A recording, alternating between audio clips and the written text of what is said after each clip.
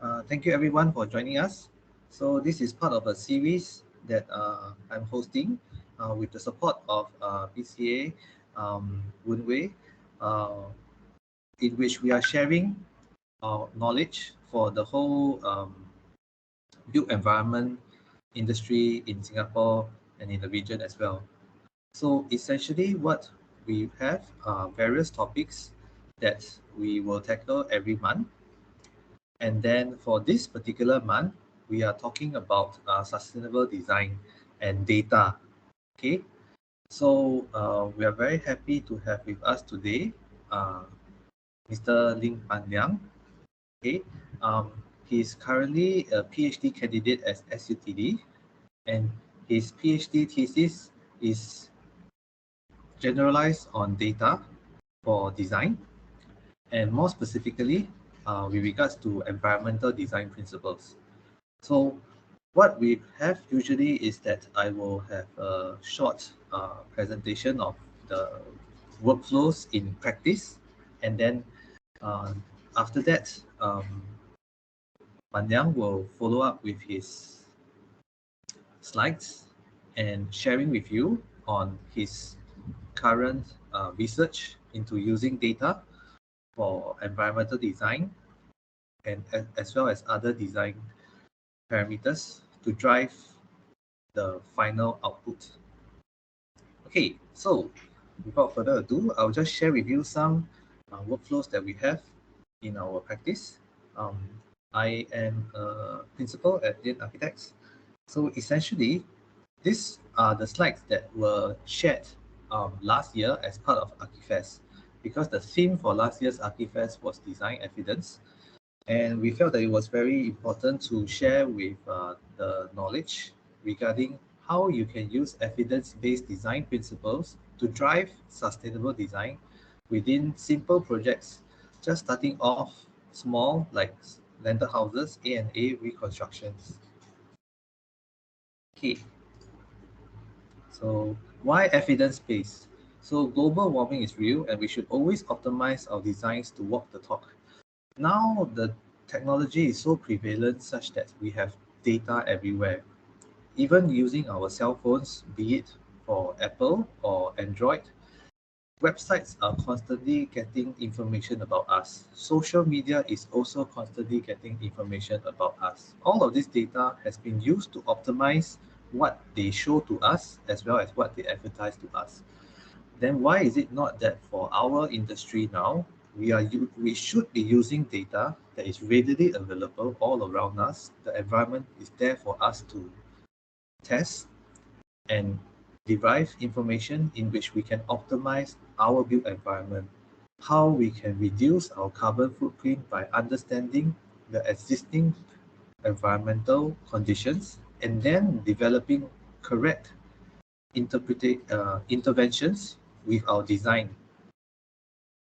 So what we do in our practice is that, in particular for A&A projects, what we will set up are sensors that you see over here. This small one on the top left is a data logger. It's a hobo onset data logger. It's very small. It's about this size, like less than your palm size. You can install it at various locations. And what it does is that it logs for lux level, relative humidity, and temperature. It's inexpensive because it costs less than 100 US dollars. I think as of now, you can buy it from Shopee or Lazada. So with this little investment that you have, you'll be able to get very personalized site information from your project. Okay, because more often than not, when we do design in the real world, we will just use very generalized information that has been given to us from the software that we use. Like for Revit, there's the sun path, you can set Singapore, you can set the longitude and latitude, but it may not be exactly as per the conditions in your site. Because just take, for example, a landed house that is like in the Paya Lebar area where it's more of general flat land. And then versus, for example, a landed house that is near the Kismis area where it's bordering some of the flats at the Bukit Timah. The Bukit Timah flats will cast a shadow over to the landed houses. This will greatly change the amount of existing daylight conditions that you have for that particular house. So it's always good to be able to get correct environmental data so that you can design appropriately for that particular site. What you see here on the right here is a logger for wind information. So essentially it takes wind speed, gust speed, and also wind direction. A lot of fellow architects and designers that I know, they mention that, oh yes, Singapore prevalent wind direction north-south, and it depends on the monsoon. Again, what I'm trying to reiterate is that there's different kind of conditions, say for example in the Marina Bay area where there's a lot of tall buildings versus say somewhere like in a landed house where it's flat, or even in some areas that are like in Yishun or Seletar. Seletar flat, Yishun with housing. Housing will have the wind channel effect due to the high flats. So all of this should be taken into account. The logger that you see here is a little bit more expensive. It's closer to 10,000, but I'm sure this is a good investment for the overall industry as we want to aim towards net zero and reduce our carbon footprint. Okay, let's continue. So this is a sample of the data that all of these loggers will be able to generate. So what is important is that after taking all of this data, you will feed this data into an analysis software, and then from there you will extrapolate and simulate what your design intervention will have. And what we do in our practice is that after we have done this simulation and the client is okay with the design, we build it. We again use the loggers just before they move in to test whether or not what our analysis software has proposed as a digital twin really is successful. Okay. So this particular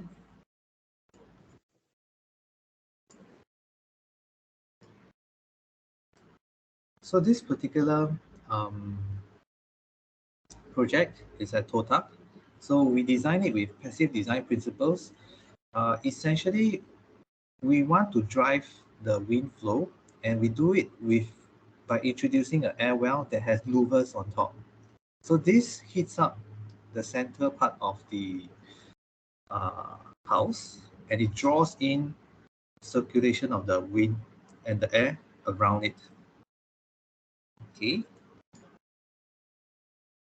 And to be frank, I'm not saying that every single thing that you do as a digital simulation and analysis will turn out to be perfect.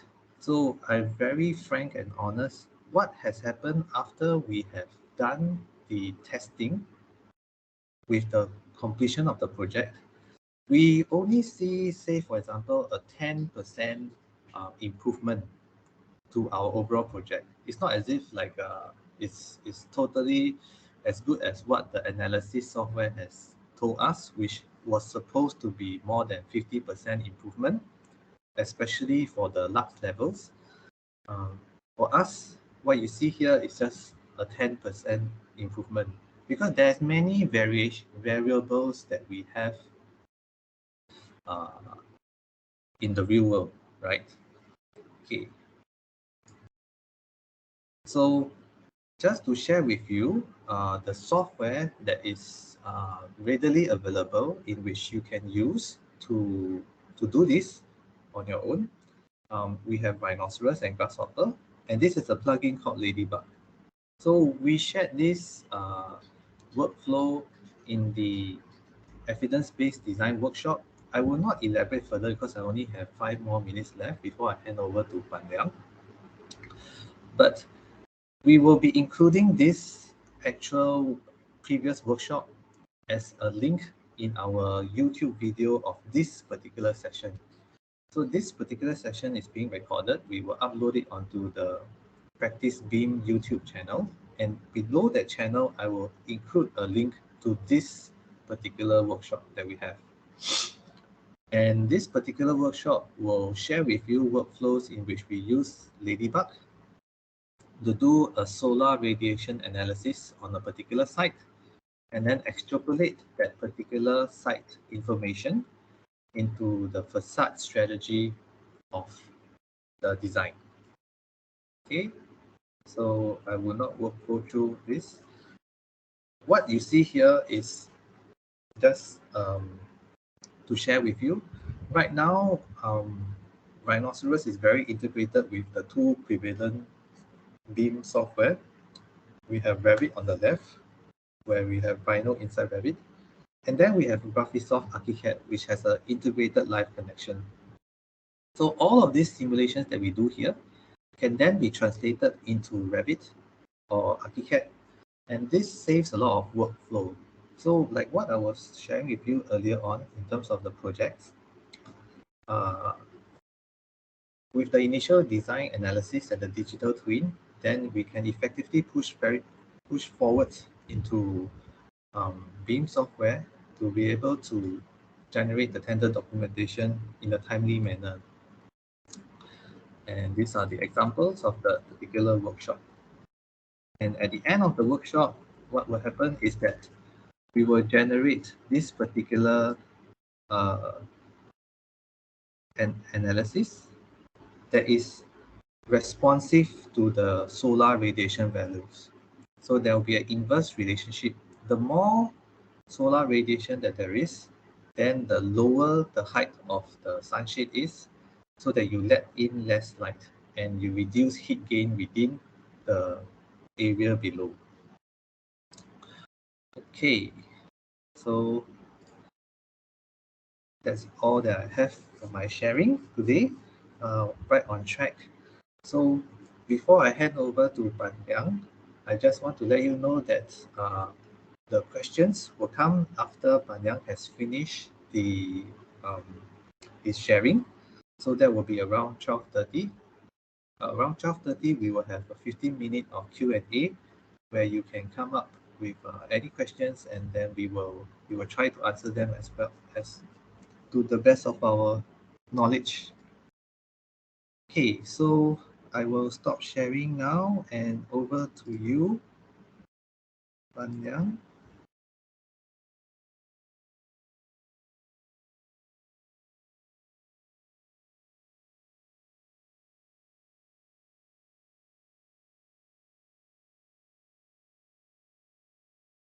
Okay, can you see my screen? Can, right? Okay. Yes, can.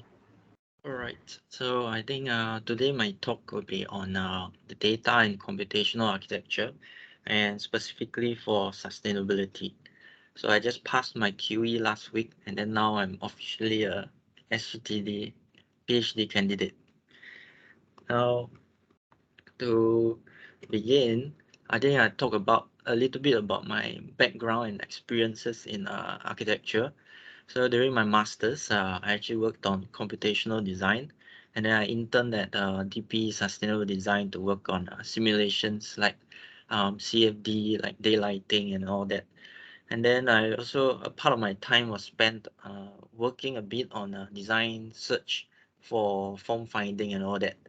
So I think what I worked on during the time in industry is usually this idea of having a pool of potential diverse solutions, and then we are made to simulate and then find out which one is the best overall solution.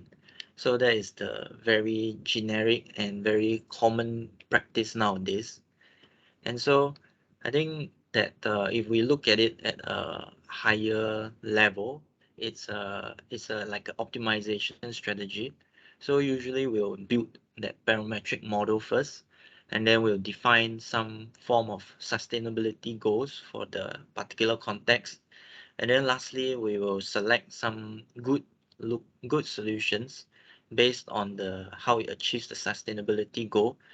And then through that, we can then say that our project achieves a certain level of sustainability.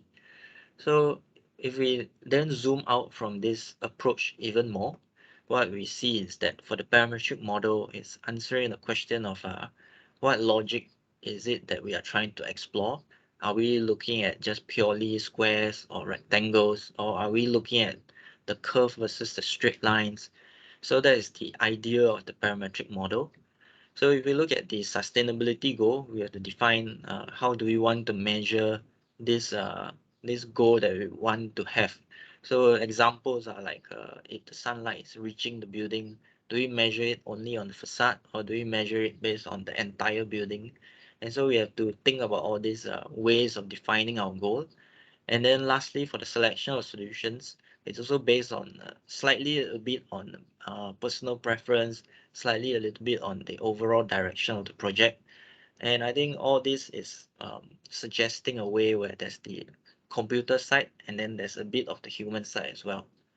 And I think this is what leads to this diagram over here, where the computer side talks about the generation of a solution, and then we filtrate it using our domain architectural knowledge. So some examples are from the previous slides. Generating a pool of solutions is using mathematical formulas to combine all these parameters, and then filtrating it is through our architectural knowledge of how do we want to place the spaces. And then another example is through simulation. So we use building physics to generate a CFD result, and then we are using our architectural knowledge to say whether or not the result is beneficial for our current design. And I think this is more related to the design search part. So what happens during work is that sometimes we build a parametric model that explores some options that we really like. And then after that, across some iterations, we realize that actually we could have explored something that is slightly different, but yet it will add to the diverse pool of solutions. And I think that this is what actually led me back into school to pursue how I can model this intuitive leap. So I think this is related to today. This is what I'm trying to address in today's talk, and it is to propose like a alternative way of generating geometry compared to the very typical parametric model strategy.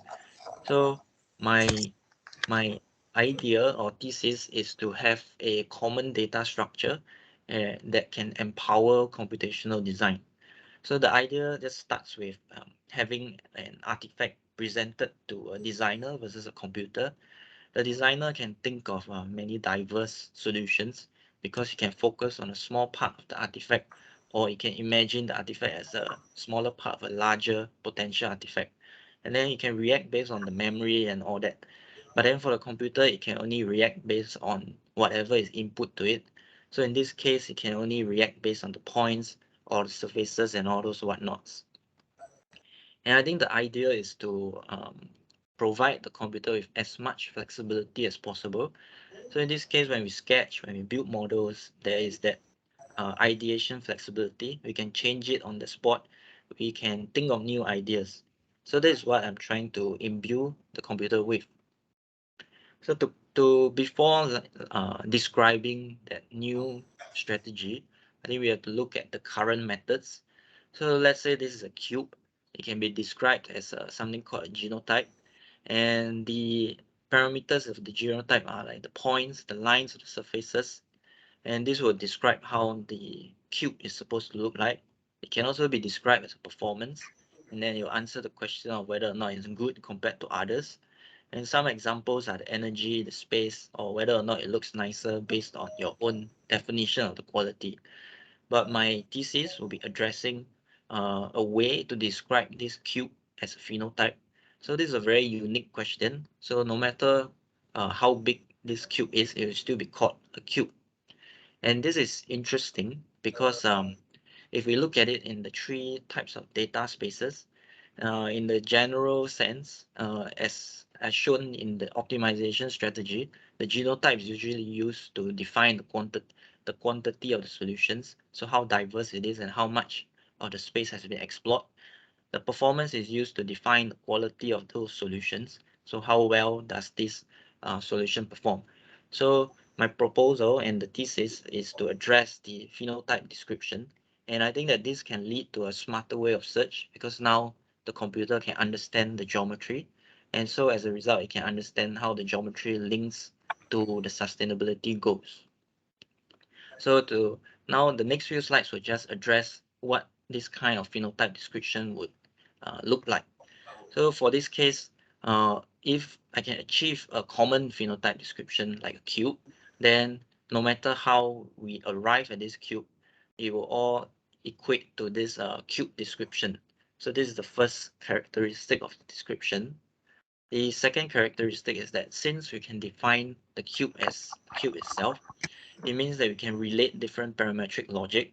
So firstly, the red arrow is describing the movement of points, and then the blue arrow is describing the extrusion of the surface. And if we can describe the cube as a cube, that means that the two parametric logic has an intersection point, or there's a way to describe similarities between the generated forms. And lastly, since we can define the phenotype uniquely, it means that there is now a unique connection to the performance space. And I think that for this case, it also means that we might not have to run the same simulations again and again. And now what happens is that we can store this as phenotype and performance connections. So the method that I'm going to introduce today is based on computer vision. And for this computer vision method, it works on the outline of a shape. So in this case, you can imagine it as a shrink wrap to a target shape. The shrink wrap is the red colored curve, and the target shape is the black colored Z shape. So across iterations of this mathematical method, the red colored shape tries to wrap itself around the black shape. And then you can see that at the end of the day, it will generate a 20 value matrix. And the next few slides, I will show how the computer vision actually impacts the current optimization strategy, how it affects the parametric model or sustainability goals, and also how it can give us new ways of selecting solutions. So firstly, this is related to how we can differently interact with the parametric model. So for the black colored square looking shapes, those are generated by the computer, and then I put it through the computer vision method, generated those matrices, and then I use another method to plot it in a two-dimensional space. And what we can see is that there are some areas which are more populated, there are some which are less. And then using this idea of the arrangement of the shapes, we can see how much of the design space we have explored. And after I looked at it, and then I decided to add in sketches. So if you look at the parametric model, they are all orthogonal arrangements. But then the sketches I add in are actually they are a bit off the orthogonal path, and they are also slightly curved. So I put in my own sketches that's just done using Microsoft Paint. And then we can see that the computer now is able to arrange it within that same space. So in a way, we are seeing what the computer is understanding of the geometry, and we can interact with the computer's understanding of the geometry to come up with a common way of describing the geometry itself. So this is the first part, dealing with how we can deal with the parametric model and answering the question of what is the geometry logic that I'm trying to achieve. And then also related to the parametric model, previously when we do the parametric model is fixed, and then what happens is we can only explore a certain level of geometry logic. But in this case, because it's a mathematical method, we can then just define two endpoint shapes, and then it can generate a series of interpolated shapes. And we can see that the computer is also able to guess the flow of this shape. from a straight line into a Z shape. So the definition and the definition of the interpolated shapes actually reflect this kind of relationship between the two base shapes. And so the next aspect is to expand it into a space of possibilities. Instead of just a line, I'm defining a plane of possibilities. And in this case, there are three base shapes that define the edge of the triangles. And so again, we can have a new way of interacting with parametric logic. Instead of defining it first, we can just simply sketch it and then put it into a possible space of possibilities and generate new intermediate shapes to test uh, combinations of each type of shapes. And so related to how we define the sustainability goals, in this case, I simulated the results according to the solar radiation for Singapore. And what happens is that across the different solutions, we can get different results. And so if you imagine the triangle to be across XY axis, then the total solar radiation would represent the Z axis. And with these new results, we are creating a performance landscape of hills and valleys. So what happens is that just by testing a few, we understand the general shape of this uh, three phenotype space, and then we can through that have a better guess of what is the best performing amongst these three shapes. So firstly, that is what we can achieve by combining it with the sustainability goals. And when we talk about sustainability goals, of course, there is the many ways of describing how well things perform. It depends on the context, it depends on the surroundings and all that. So in this case, if we look at the solar radiation, then having a high value does not necessarily lead to bad solutions. So having high value, it could mean that it's good for having some greenery over there. It could be good for having that open terrace, but then for having locating the building entrance, maybe in this case you might not want it to have too much sun. So there's a lot of ways of thinking about the sustainable goals. And so another way of looking at the sustainability aspect is to measure different types of performance. So we have the solar radiation. I think that there are many ways of measuring this performance landscape. One way is probably to talk about the average performance. The other way is maybe talk about the threshold. Of course, there are many ways of doing so. And at the end of the day, I think if we can play around with all this performance data, then we might achieve a different level of performance. And we can also combine all this performance landscape to arrive at a better way of describing how the solution performs in a particular climate. So I think this brings me back nicely to the idea of generate and filtrate.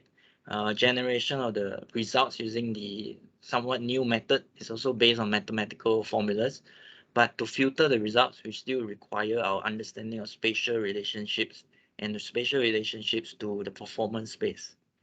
And I think that at the end of the day, the message is just to innovate on the data representation so that we can empower computational design solutions, even in the sustainability aspects. So I think with that, I come to the end.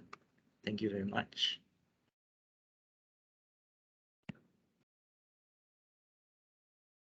Okay, thank you, Liang.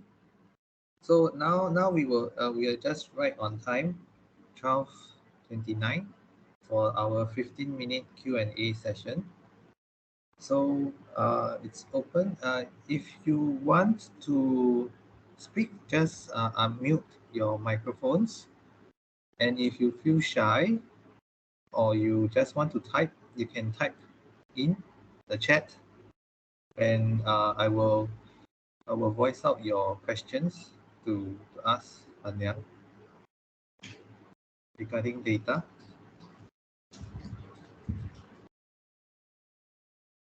Okay, maybe I will kick off the first question.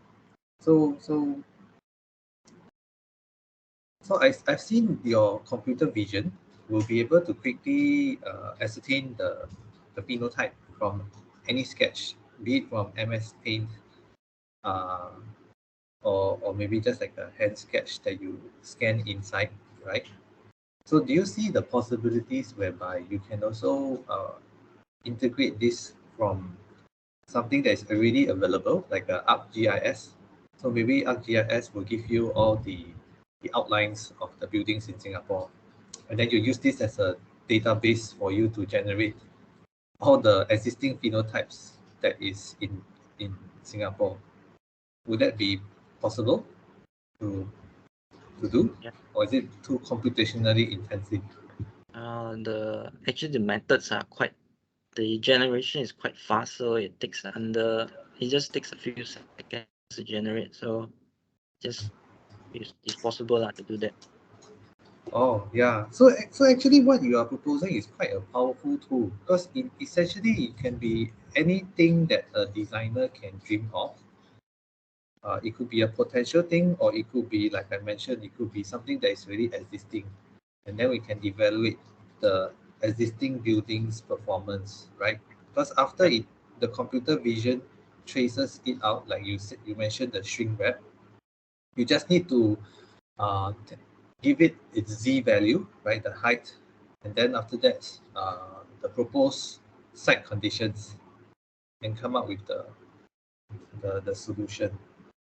Um, which brings me to the next question. So, if given that you have a lot of phenotypes and you want to test them, do you see any possibilities to align by using optimization, which one of our earlier speakers, Dr. Wortman, has spoken about, to reduce the amount of computing time when we are evaluating your your data? I think that so I think for most optimization strategies, they are looking at the performance and the genotype only. So what I'm working on is the phenotype space. So the first step maybe is to extract all the phenotypes, and then the second step is to extract the diverse solutions only. So in a way, we are only looking at representative sets to study the performance only. Yeah. Oh, so it's more towards the representative sets. Yeah. Okay, okay. Yeah, that's interesting. Yes, in fact, I see a lot of government guests here from HDB, DSTA, SLA. Yeah, I think whatever that Panyang is sharing and BCA also is quite useful because essentially what you will be able to take this system and like comb through all of the phenotypes that we have. Yeah. Um, and could this even be applied to, like, for example, those BIM files that have been mandated to be submitted, those that are more than 2,000 square meters? Because now what I'm looking at from your presentation is more two-dimensional. So could your workflow be reinterpreted by taking information from a BIM model, so to say? So I think the strategies that I work with, they are all um they are all like differentiation or integration on the two-dimensional aspect. So Mm. to do it in 3 dimension, it is possible to just add in that z-axis to uh, get that 3D feel. Just that I haven't moved towards that yet. Oh, okay. Yeah. Yeah. So yeah, I think what you're developing is actually is quite, the potential is quite good to assess all the existing building types in Singapore. Do you foresee that after, I know this is not mentioned, but you are focusing more on this two-dimensional. Do you feel that you can further fine-tune this for it to propose to you what is the, like, the best phenotype for a particular site, uh, with your with whatever database that you have provided? Yeah, that is the long-term goal for the thesis. Oh, okay. And will that be very computationally intensive? what will okay with the current algorithm that you have, if you extrapolate, do you think you will come up with a solution like within like overnight, or do you think it will take a longer time to process? Mm, I think it will take a bit more time because based on the work so far, I have to define like a lot of data structures and also how to define similarity between cases. Because when you talk about like proposing the best solution for a particular site, then the computer should be able to uh, appreciate the data such that they can think of similar scenarios. So I think that part still needs quite a bit of work because yeah. So that's the part that I'm working on currently. Okay. So just now my oh okay there's a chat now. Okay, so from Woonwei. So hi Panyang, will there be an app software solution to be developed for your algorithms for public use? Mm, maybe maybe yeah. But I think the intention of my my time in academia is like to, because I was thinking before I go back to school is what can I do in school that I cannot do in industry. So I think my end goal is probably something that will be at the point where the industry can touch on. So maybe like so you talk about apps and stuff. I will be arriving at a state maybe at a GitHub or something so that the industry can just take it and then make an app easily lah. Okay, there's another question. So from Bok Guan, who's asking, in terms of phenotype, can this also refer to an aggregate of models? For example, playground equipment, benches? Yes. So for this talk, I only looked at one computer vision method. So actually, in my own research, there are also methods that can look at the aggregate shapes and then how close the aggregate shapes are to each other to form a larger amalgamated shape. So that it is possible to do those aggregation of shapes lah. Yeah. Okay, yeah, then that's quite useful. So maybe this can also be developed to be pitched to HTB for studies. Okay, from Woonwei again, from the studies, it seems like the solutions could be commercialized. Yep. Yeah. Yes, because I think it looks like it can be commercialized because a lot of these are from the computer vision field. So the computer vision field has been deploying such strategies for maybe their own goals. But then for architecture, I think our goal is slightly different because I think the whole idea is that started off is how to measure how different two solutions looked. So that was what started me off using computer vision. And then after that, I realized it's quite useful for measuring shapes lah. Yeah. So yes, it can be useful for measuring shapes, and then with this you can create your own commercial version, right? Then you can Yeah. monetize it. Okay, a question from Chris Flynn. Could you get the computer vision to recognize certain equipment from 360 photos and then inform an asset model of some kind? Yeah. So I think this is related to the playground aggregate shape idea where we can. So there are other methods that looks at the aggregation of components. So if there's 360 more degree photo, I think as long as I can achieve a 3D description of that method, then I can just describe it in a certain way. Oh, okay. Yeah, so with all the questions, it seems as if like your workflow is very applicable to any requirements that we will want to throw at it. It's very useful. Yeah, depends on the level of detail also. Like how fine do you want the computer to read, because because as long as you increase the detail level, then of course it will take longer time. So then this is why currently I'm just working on the urban level and then not having too many details. Oh, okay. Yeah, actually, that was going to be my next question because I was going to ask you in what will you see that you will develop after you have completed this thesis? Will you go more into the macro, like you just mentioned, in the urban scale, or more towards the micro, or somewhere in between?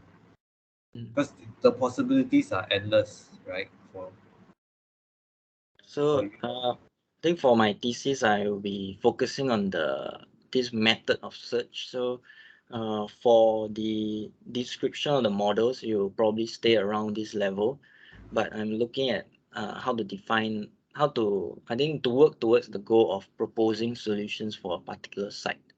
So I think once the method is there, then I'll probably work on refining the geometry side.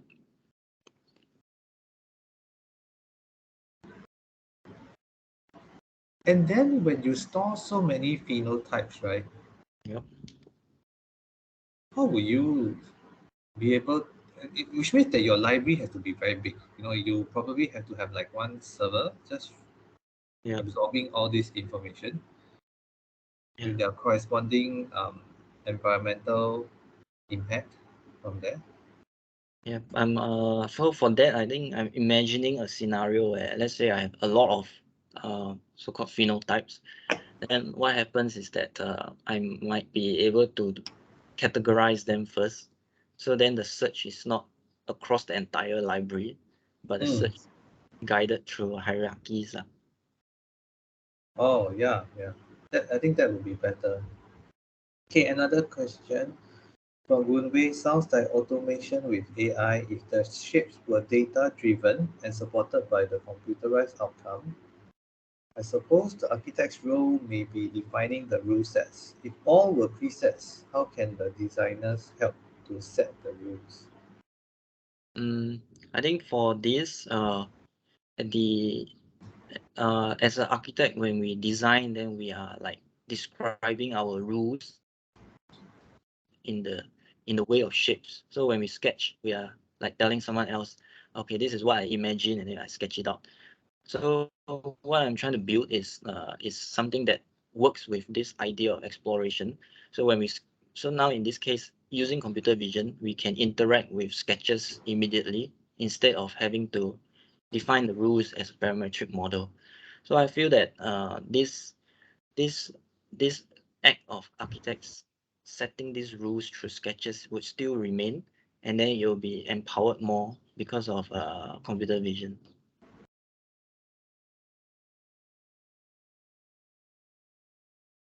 Yeah. So that means so even like a very old school architect who just does sketches, right, will be helped by what you are developing because he can just like grab a piece of like serviette and then sketch over there, and then you scan, and then you will be able to shrink wrap and generate the phenotype. Yeah. Yeah, and search from its category. Yeah, seems quite powerful. Okay, now oh, okay, Christine has another question. Could I check a set of drawings meet certain criteria using computer vision? Mm. I think for this, uh, you can use computer vision to recognize the shape, but then after that, you still have to define different set of rules whether or not it meets a certain criteria. Because I'm not sure what kind of criteria you're matching, but I'm imagining that it relates to certain spatial aspects. So I think you have to define. So computer vision can only help to recognize. Then after that, you have to define all your separate rules.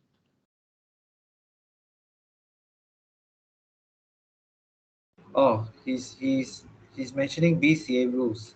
So, for Yeah, example, like statutory compliance. yeah. I think it will help. It can be easy to like code it out if it's like a very simple general blanket rule, but then for maybe smaller type of roles, then you need to do more coding. Yeah. Okay. Okay. So we are now at 12:45. Any last questions before we conclude for this month's session?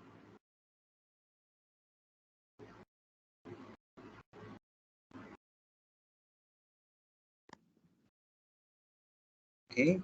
Otherwise, okay. So we will conclude today's session. So thank you everyone for joining us. I think what Panya is developing now is very, very useful and powerful for future, especially I think from not just from the designer's point of view, even from the statutory point of view, because they can really assess all their existing building types and categorize into your phenotypes. So thank you, Panyam, for joining us today. So for all of you who have joined us, this is just a reminder from what I mentioned earlier on. So this particular sharing session that we have today will be is already recorded, and it will be